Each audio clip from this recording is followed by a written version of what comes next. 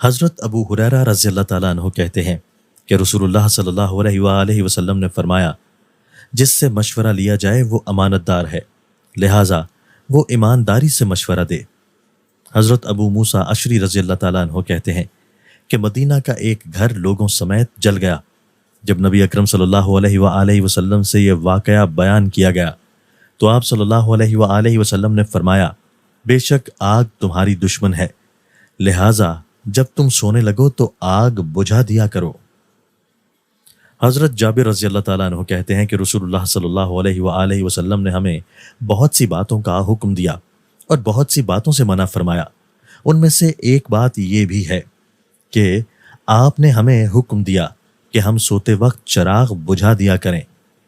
حضرت ابو سعید خدری رضی اللہ تعالیٰ عنہ کہتے ہیں کہ رسول اللہ صلی اللہ علیہ وآلہ وسلم نے فرمایا، قرآن والے قرآن کی تلاوت کرنے والے سے یا حافظ قرآن سے جب وہ جنت میں داخل ہوگا کہا جائے گا، پڑھتا جا اور اوپر چڑھتا جا، تو وہ پڑھتا اور چڑھتا چلا جائے گا۔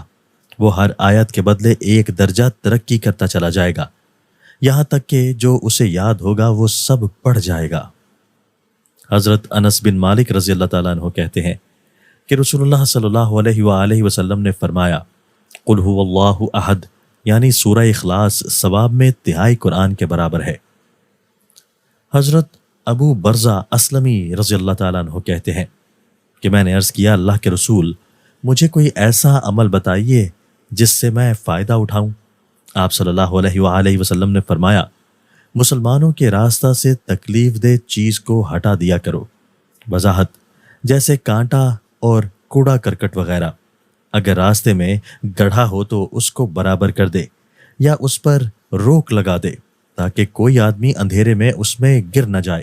مفید عام کاموں کے ثواب میں یہ حدیث اصل ہے، جیسے سڑک کا بنانا، سڑک پر روشنی کرنا، سرائے بنانا، کنواں بنانا، یہ سب اعمال اس قسم کے ہیں۔